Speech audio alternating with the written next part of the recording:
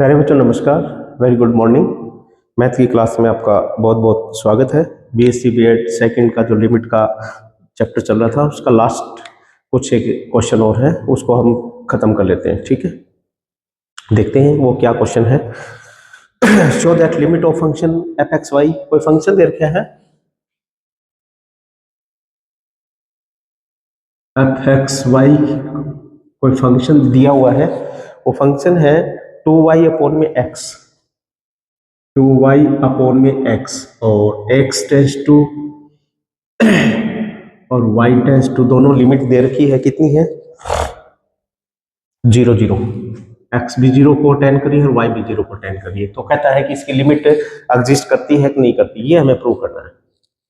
देखेंगे, लिमिट निकालेंगे। हमें पता है डायरेक्ट अगर फंक्शन के अंदर x की लिमिट और y की लिमिट पुट कर देंगे तो 0 अपॉन में 0 निर्धारीय फॉर्म इनडिटर्मिनेट फॉर्म बन जाती है। तो यानी ये तो यहाँ पर तो लिमिट नहीं बन रही है। ठीक है, तो फिर हम इसको कुछ मॉडिफाई करेंगे क्वेश्चन को, तब देखते हैं कि क्या बनता है। और एक काम और भी कर सकते हैं कि लिमिट, हमें जो 11वीं क्लास में जो लिमिट निकालना सीखा था तो उसमें एक चीज करते थे, ये 12वीं में भी पोर्शन था जो लिमिट का, वहां पर ये करते थे कि अगर कोई x और y किसी जीरो को टेंड कर रहे हैं, ठीक है, किसी बिंदु के नजदीक जा रहे हैं, तो उस वक्र की प्रकृति क्या होगी जब अगर हम रास्ता चेंज कर दें, यानी x एक्सिस के अलोंग मूल बिंदु की तरफ आए या y एक्सिस से और जीरो की तरफ यानी मूल बिंदु की तरफ जाए, तो हमें पता है कि दोनों ही पॉइंटों के ऊपर लिमिट तो सेम आनी चाहिए। अगर वहां पर सेम आती है तो यानी लिमिट एग्जिस्ट करती है, अगर अलग अलग आती है तो फिर गलत है। ठीक है भाई, हमें पता है कि एक मिनट थोड़ा सी बात सोचिए। यहाँ पर ये बातें हैं कि मूल बिंदु के ऊपर कह रखा है इन्होंने 0 और 0 के ऊपर इसकी लिमिट देखनी है, चेक करनी है कि कोई डिफरेंट डिफरेंट तो नहीं आ रही है। अगर मैं इस रास्ते से आऊं, ठीक है, तो x टेंस टू 0 है, 0 के नजदीक जा रहा है। ठीक है, इस y को मैं चेंज ना करूं, y को हम नहीं दे, बस इसी रास्ते से चल रहे हैं उस फलन के ऊपर, जो भी फंक्शन है उसमें x के अंदर चेंजिंग हो रही है, y में कोई चेंजिंग नहीं कर रहा मैं। तो इस रास्ते से आएंगे तो इस बिंदु के ऊपर आते ही जो भी इसकी वैल्यू बनेगी, इस फंक्शन की जो भी वैल्यू बनेगी वो हम नोट कर लेते हैं। ठीक है, फिर हम क्या करते हैं, y एक्सिस से 0 की तरफ आ रहे हैं, तो हमें पता है कि इस बिंदु के ऊपर आने के बाद में तो अब y चेंज कर रहे हैं, x स्थिर रख देते हैं। x तो वैसे ही परमानेंट, यहाँ पर इस एक्सिस के ऊपर तो 0 है ही, वैसे ही परमानेंट है। ठीक है, तो y चेंज करते करते करते मूल बिंदु के ऊपर आ, तब उस फंक्शन की वैल्यू इस मूल बिंदु पर चेक करते हैं कितनी आ रही है। अगर दोनों ही वैल्यू सेम आई है तो लिमिट एग्जिस्ट करती है, अदरवाइज नहीं। अच्छा, फिर मैं एक काम करता हूं, मैं कोई और रास्ता अपना लेता हूं। ऐसा रास्ता अपनाना है, अगर ये 0 0 है तो ऐसा रास्ता अपनाना है कि वो रास्ता मूल बिंदु से होके जाए। ठीक है, ये विशेष ध्यान रखना। तो ये जैसे एक रास्ता ये भी तो है, ये भी तो मूल बिंदु से, जैसे इसका समीकरण y equal to M X भी रख सकते हैं, y इक्वल टू एक्स या m। ठीक, तो ये जैसे ऊपर नीचे चला जाएगा तो m की वैल्यू कम ज्यादा होती रहेगी। ठीक है, तो y equal to M X रख देने से तो इस रास्ते से हम आएंगे तो इस बिंदु के ऊपर जो भी फंक्शन की वैल्यू है वो तो वही रहनी चाहिए, चाहे रास्ता कोई भी अपनाए। तो सभी की वैल्यू इस बिंदु पे आके सभी दिशाओं से आके इसके ऊपर अगर सेम लिमिट सेम वैल्यू आती है फंक्शन की, यानी लिमिट निकलती है, तो इसका मतलब लिमिट एग्जिस्ट करती है, अदरवाइज नहीं करती। ठीक है, तो अब इस चीज को हम प्रूव करेंगे कि करती है। हम रास्ता अलग अलग करेंगे, उस रास्ते से आके देखेंगे, वहां से आके देखेंगे दूसरा रास्ता। ठीक है, तो देखते हैं, पहले हम क्या करते हैं सॉल्यूशन के अंदर। माना जब मूल बिंदु की बात आती है तब, ठीक है, माना y is equal to M X पथ, y is equal to M X पथ मूल बिंदु पर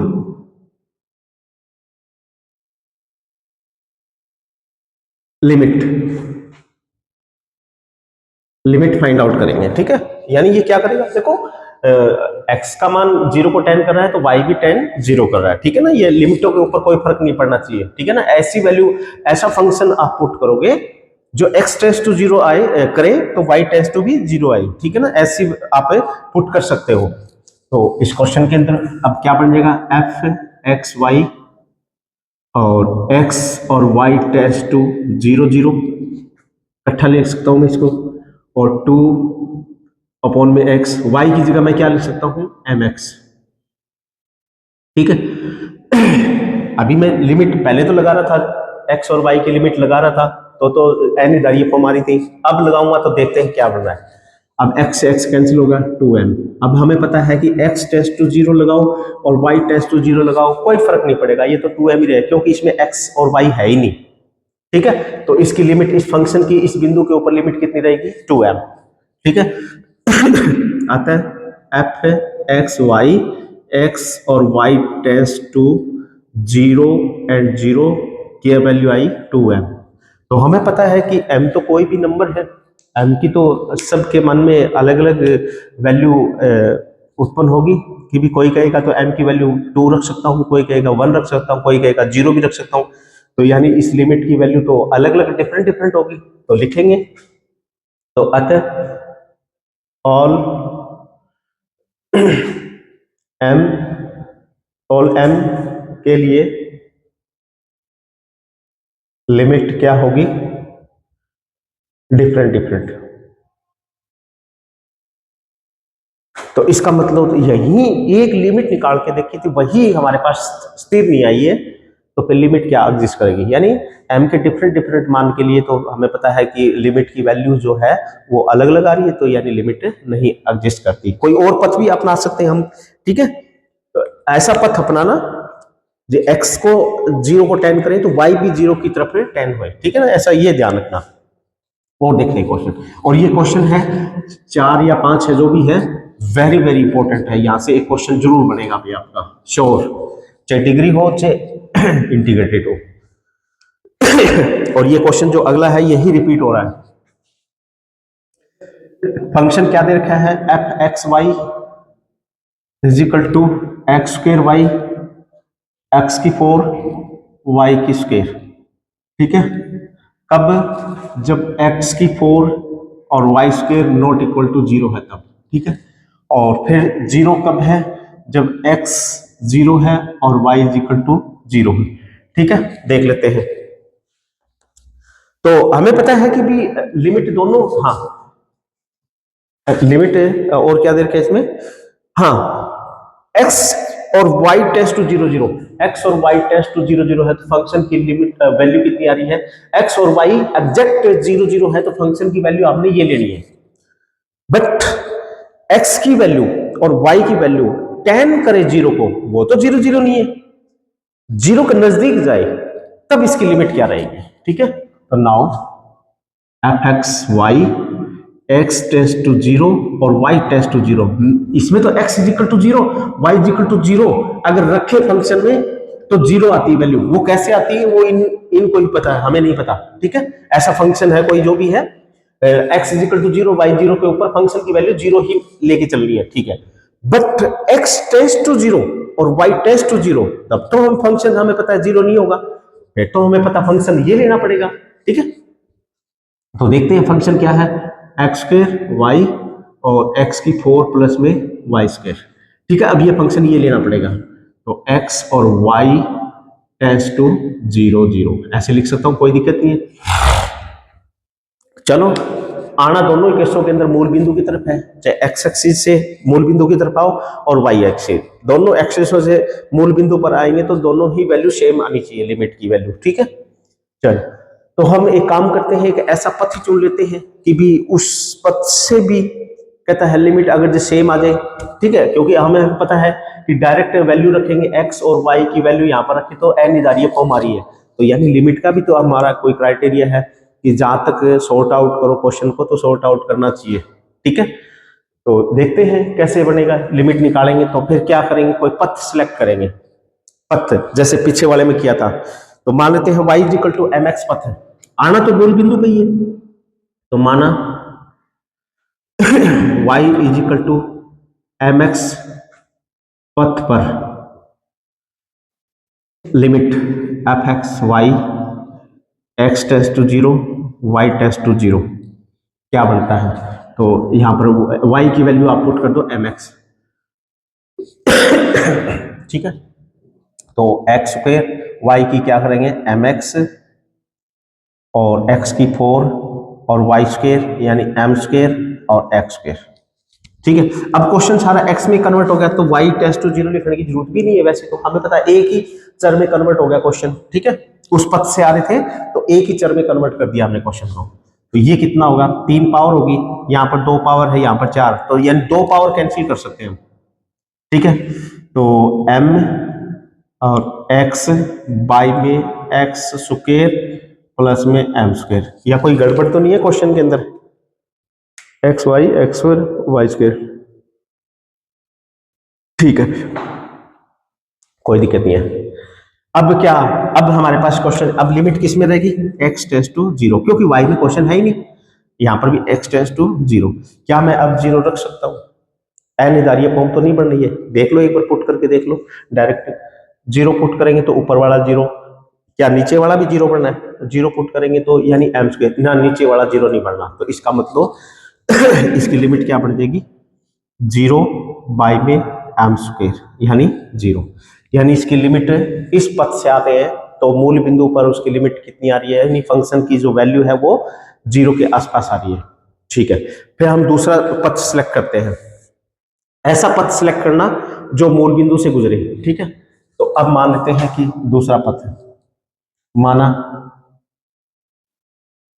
दूसरा पथ, उस पथ से आएंगे, दूसरा पथ y is equal to X square, ठीक है, कोई भी मान सकते हो आप, होना चाहिए ऐसा कि x टेंस टू 0 रखे तो y टेंस टू भी 0 आए, ठीक है ना, ऐसा पथ आपने सिलेक्ट करना है, ऐसे नहीं कि भी अपने आप कोई भी रख लिया, ठीक है। तो एफ एक्स वाई और x टेंस टू 0 और y टेंस टू 0, देखते क्या बनता है, एक्स स्क्वायर, y की वैल्यू कितनी है एक्स स्क्वायर, तो एक्स स्क्वायर और x की 4 और y स्क्वायर और स्क्वायर का स्क्वायर यानी x की 4, तो ये कितना होगा 1 बन गया, इसमें तो कोई हमें पता है x की 4 नहीं 2, 1/2 तो यहाँ पर तो कोई एक्स वाई बचा ही नहीं है, एक्स और वाई टेंस टू किस में रखेंगे, तो नहीं रखेंगे तो कोई दिक्कत नहीं है, यानी एक्स और वाई की वैल्यू आप कुछ भी रखते जाओ, हमेशा ही इसकी वैल्यू 1/2 रहेगी, इस रास्ते से आएंगे तो फंक्शन की लिमिट है ना 1/2 ही रहेगी, तो यहाँ नहीं 1/2। अब हमें पता है कि रास्ता से कौन से आओ, मूल बिंदु पे आके लिमिट तो सेम होनी चाहिए थी, ये भी तो मूल बिंदु पे आया था किसी रास्ते से, तो उसकी तो लिमिट 0 आई थी और इसकी 1/2 आई थी, ठीक है ना, मूल बिंदु के ऊपर फंक्शन की वैल्यू 1/2 आई थी और इसमें 0 आई थी, तो यानी डिफरेंट है ये।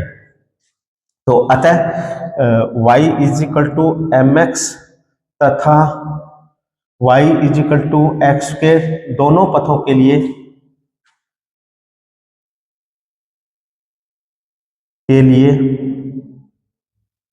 लिमिट डिफरेंट है, ठीक है, आता है लिमिट डज नॉट एग्जिस्ट, एक मिनट में,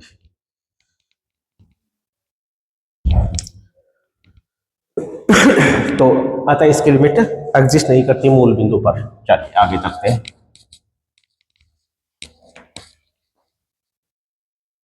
भाई क्वेश्चन जरूर आना यहां से, ये ध्यान रखना,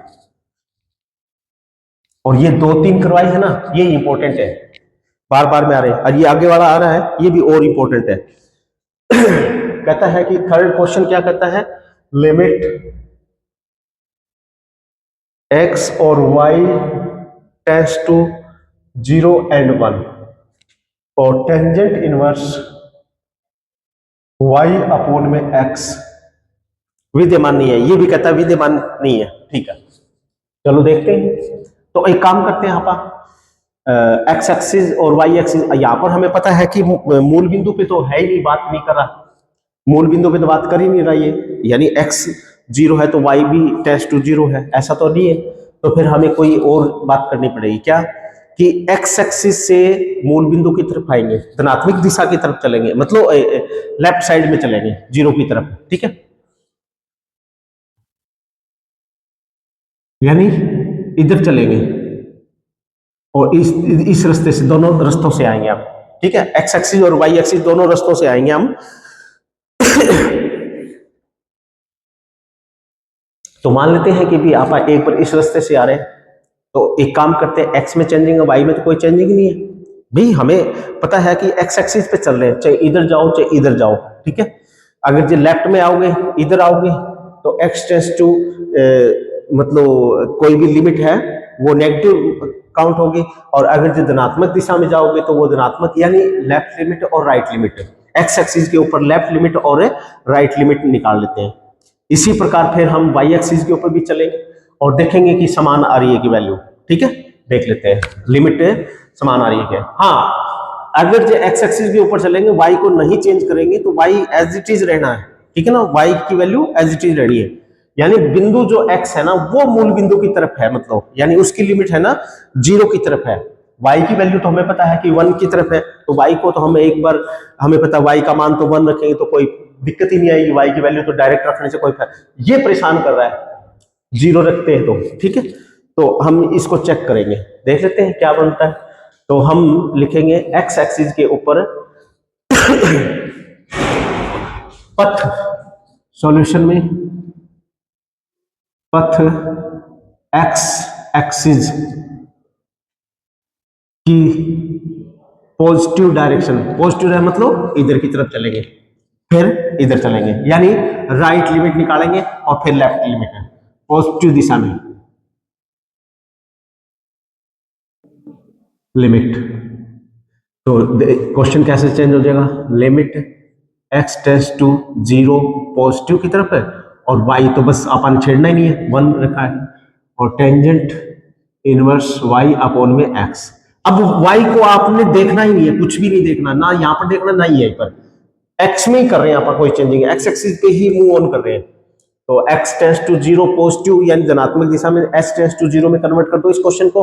ठीक है, तो लिमिट एक्स टेंड्स टू 0, बस वाई तो बस आपने 1 ही रखना ही है, और तो ये क्या बन जाएगा टेंजेंट इनवर्स वाई और एक्स, यानी 0 माइनस में एच, 0 माइनस में एच, और एस टेंड्स टू हमारे पास 0 है। ठीक है, तो ये देखते हैं क्या, अब लिमिट रख दो, limit s tends to 0 y tends to 1, तो क्या बनेगी टेंजेंट इनवर्स वाई की वैल्यू 1 और माइनस में एच, एच हमारे पास कितना है 0 है। ठीक है, 0 ही आएगा भाई, 0 माइनस में एच और एस टेंड्स टू फिर 0 है, तो यानी 0 ही आएगा, तो 0। तो ये क्या बन जाएगा, 1 मिनट के लिए काम करते हैं, माइनस में एच रखते हैं। ठीक है, इस माइनस को आप बाहर निकाल सकते हो, बाहर निकाल दो। ठीक है, तो ये अब एस टेंड्स टू 0 पुट करोगे तो यानी ये तो इन्फिनिटी बन जाएगा। ठीक है, तो limit h tends to 0 y tends to 1 पर क्या बन जाएगा, माइनस का टेंजेंट इनवर्स और इंफिनिटी, और ये क्या बन जाएगा, अब तो ये लिमिट पुट ही कर दिया अपन, तो लिखने की जरूरत ही नहीं है। ठीक है, तो ये बन जाएगा हमारे पास माइनस का टेंजेंट पाई बाई 2 रख सकता हूं मैं, टेंजेंट इनवर्स और टेंजेंट पाई बाई 2, क्योंकि टेंजेंट पाई बाई 2 क्या होता है इन्फिनिटी, यानी इन्फिनिटी की जगह टेंजेंट, ताकि ये कैंसिल हो जाए। तो ये कितना आ जाएगा माइनस के पाई बाई 2। ठीक है भाई, अब तो हमें पता है राइट हैंड लिमिट निकाली है क्या आपने, नहीं क्या किया था मैंने यहां पर राइट हैंड लिमिट नहीं, यहां पर नेगेटिव किया था भाई। ठीक है, left hand limit, left hand limit. अब राइट हैंड लिमिट और निकालते हैं, यानी आप इस इधर चल के देखते हैं। ठीक है, दिशा में, तो right hand limit, right hand limit, तो लिमिट और x टेंड्स टू 0 पॉजिटिव और y tends to 1, tangent inverse y upon में x।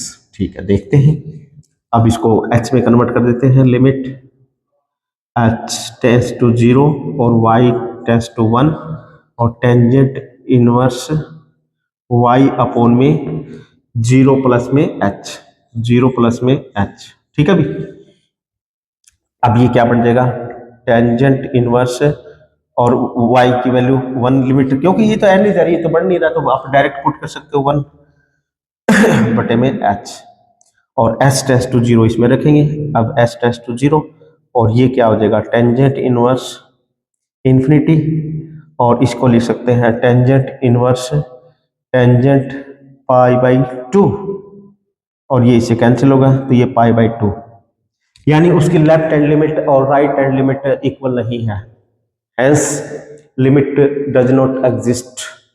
ठीक है, तो ये भैया जीरो के आसपास, जीरो के लेफ्ट साइड में और जीरो के राइट साइड में, एक्स एक्सिस के ऊपर, एक्स एक्सिस के ऊपर जीरो के, यहाँ पर ये जीरो है ना यहाँ पर, तो जीरो के राइट साइड में और जीरो के लेफ्ट साइड में, यानी यहाँ पर हमने लिमिट निकाल के देखी थी इस बिंदु पर, ठीक है, जीरो के लेफ्ट साइड में और जीरो के राइट साइड में दोनों की अगर लिमिट सेम आ जाती तो ये फंक्शन क्या हो जाता है, एग्जिस्ट कर जाता है, तो नहीं है इक्वल। चलो तो अगला देखिए क्वेश्चन।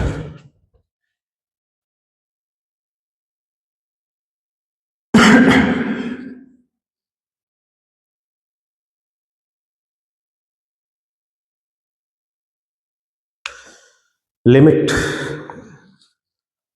क्वेश्चन है 4, लिमिट x और y टेंड्स टू 0 0, दोनों ही मूल बिंदु की तरफ, और फंक्शन है y साइन 1/x, और कहता है कि दिखाओ इसकी लिमिट 0 ही होगी। ठीक है, देखते हैं। तो इसके लिए आपने क्या करना है, ये तो वही क्वेश्चन आ गया कि भी दो चरों में आ गया, तो अपन क्या लेके चलना पड़ेगा, x माइनस 0 और y माइनस 0, यानी x माइनस में 0 का स्क्वायर y माइनस में मान लेते हैं, और y माइनस 0 का स्क्वायर, और मान लेते हैं कि वो डेल से छोटा है, और हमें क्या दिखाना पड़ेगा, ये माइनस में ये एप्सिलॉन से छोटा है, तो सिद्ध करना है, सिद्ध करना है क्या, y साइन 1/x माइनस में 0 और लेस देन एप्सिलॉन, ये हमें सिद्ध करना है। ठीक है, ये लेके चलते हैं। इसका मतलब क्या है वैसे एक्चुअली में, एक्स स्क्वायर और वाई स्क्वायर लेस देन, ठीक है। चलो देखते हैं, इसको खोलते हैं। नाउ ये देखते हैं y, इनको y साइन 1/x मोड लेके चलते हैं। ये जीरो क्या घटाएंगे, इतना यही रहना है, लेफ्ट हैंड साइड लेके चलेंगे, लेफ्ट हैंड साइड लेके चल पड़े इसकी, ये इसको सोल्व करते करते देखेंगे हम एप्सिलॉन से छोटा है क्या। ठीक है, अलग अलग कर देते हैं, y मोड साइन 1 में x, तो सारे के ऊपर, ठीक है। अब हमें पता है कि साइन के अंदर x की जो वैल्यू 0 को टेंड करे चाहे किसी को टेंड करे, इसकी वैल्यू का मैक्सिमम से मैक्सिमम वैल्यू, मतलब इसकी मैक्सिमम से मैक्सिमम वैल्यू कितनी है, सीधी सी बात यही हमें चेक करना है। ठीक है, और कुछ नहीं है, सीधी सी बात है, इसकी मैक्सिमम से मैक्सिमम वैल्यू क्या हो सकती है। हाँ, इसका यूज कर सकते हो, जब एक्स स्क्वायर और वाई स्क्वायर का अंडर है ना वो लैम्डा से छोटा है, तब एप्सिलॉन की वैल्यू क्या आएगी। ठीक है, देख लेते हैं। अब इसकी value maximum, we know that, we know sine 1 में एक्स का मोड हमेशा ही 1 और 1 के छोटा होता है, यानी मैक्सिमम वैल्यू इसकी कितनी है 1, तो ये 1 ले लेते हैं अपन। मैक्सिमम से मैक्सिमम उन पदों की वैल्यू लेके चलनी है, ताकि हमारे पास कोई भी ऐसा ना बचे कि भी वो उससे छोटा भी हो सकता है या बड़ा भी हो सकता है। ठीक है, ऐसा केस ना बचना चाहिए, बस हम जैसे आगे बढ़े तो बस बड़ा ही बड़ा होता रहे भाई, ऐसा कोई केस ना हो कि इससे छोटी वैल्यू हो सकती है, इससे बड़ी भी हो सकती है कोई वैल्यू, वो आपने छोड़ दी, तो वो ऐसा नहीं करना। तो अतः ये क्या बचेगा, यानी बड़ा है, इसकी मैक्सिमम वैल्यू 1 है, तो y मोड। अब देखिए यहां पर हम जानते हैं कि इसमें से ये फैक्टर डिलीट कर देंगे तो भी ये डेल से छोटा ही रहेगा, है ना, ये फैक्टर डिलीट कर देते हैं तो भी डेल से छोटा ही रहेगा, कौन, x माइनस में 0 का होल स्क्वायर कैंसिल कर देंगे जी, x का मोड बचेगा, तो यानी आल्सो इसी से हमने देखा था x मोड क्या है, डेल से छोटा है, इसी प्रकार y डेल क्या है, डेल से छोटा है, तो यानी इससे बड़ा कौन है, डेल है। ठीक है, और मान लेते हैं कि इसको एप्सिलॉन, अब ये क्या लेके चले थे हम, ये लेके चले थे, ये क्या था, ये था, तो अतः y साइन 1/x माइनस में 0 इससे छोटा आया है डेल से, माना ये एप्सिलॉन है। ठीक है, इक्वल भी हो सकते हैं, दोनों चीजें इक्वल भी हो सकते हैं, तो अतः y साइन 1/x माइनस में 0 लेस देन एप्सिलॉन, जहां एप्सिलॉन और डेल इक्वल। ठीक है, तो यही चीजें हमें करनी थी। अब लास्ट क्वेश्चन और बच गया इसका लिमिट का, उसके बाद में फिर कंटिन्यूटी पोर्शन चल पड़ेगा।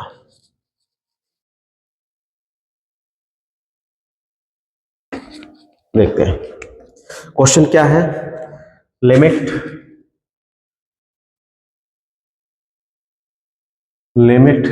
x और y टेंस टू क्या है e और 1, और फंक्शन log ऑफ x पोल में y। ठीक है, और कहता है इवेल्यूएट, इसकी लिमिट निकालनी है, बस बात यह है। देखिए यहां पर एक काम और कर सकते हैं, इसको हम नया फंक्शन मान सकते हैं। डायरेक्ट हम देखो यहाँ पर वैल्यू पुट करते हैं e, x की जगह e पुट करेंगे और इसकी जगह 1, तो e log e कितना होता है, log e 1 होता है वैसे तो, है ना। तो वैसे डायरेक्ट ही पता लगने लग रहा है। यहाँ पर तो, यहाँ पर कोई तो ऐसा नहीं अनिर्धारीय फॉर्म तो है ही नहीं भाई। डायरेक्ट लिमिट पुट करने से अनिर्धारीय फॉर्म आ जाती है, तो हम वहां पर पुट नहीं कर सकते। ठीक है, फिर हमने क्वेश्चन को मॉडिफाई करना होता है। बट यहाँ पर तो हमें पता है कि x की जगह e रखेंगे, y टेंस टू यानी 1 रखेंगे। डायरेक्ट रखने से लिमिट के जो पॉइंट होते हैं ना नीचे वाले, अगर डायरेक्ट रखने से फंक्शन अनिर्धारीय ना बने, इनडिटरमिनेट फॉर्म ना बने, तो आप डायरेक्ट रख सकते हो। ठीक है ना, तो यानी उसके आसपास ही वैल्यू होती है। ठीक है, और वैसे भी इसको क्वेश्चन को थोड़ा सा और ढंग से भी कर सकते हैं।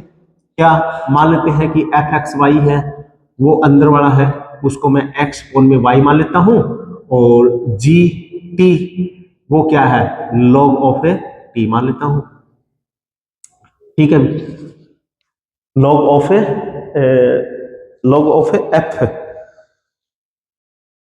log of t gt। ठीक है,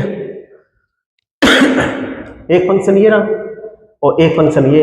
इसमें हमें पता है ये जो फंक्शन है एक ही चर का है, और ये फंक्शन है दो चरों का है, तो यानी x और y टेंस टू e और 1 है।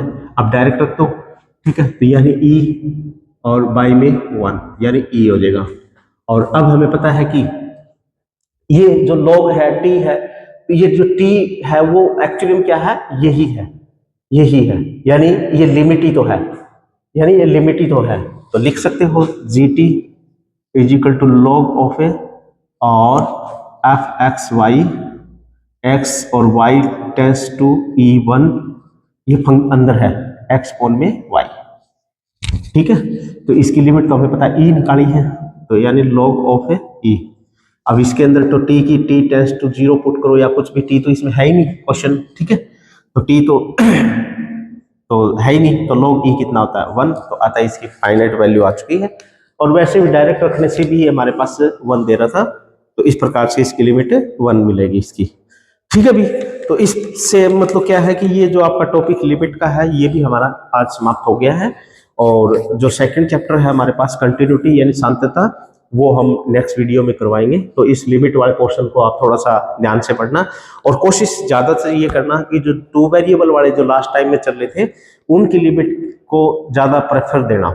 ठीक है, क्योंकि सिंगल वैल्यू वाले फंक्शनों की लिमिट निकालते हैं वो तो हम 11th क्लास में हम पढ़ के आए थे, तो वो वहां पर यूज होती है। यहाँ पर लगभग डबल वाले क्वेश्चनों से मिलती है, यानी दो चर वालों फंक्शनों की लिमिट, दो चर वालों के लिए कंटिन्यूटी, दो चर वाले फंक्शनों की डिफरेंशिएबिलिटी, ज्यादातर क्वेश्चन पूछे जाते हैं। ठीक है, तो thank you for watching video. अगली वीडियो में मिलेंगे हम कंटिन्यूटी के साथ। ठीक है भाई, तब तक के लिए धन्यवाद।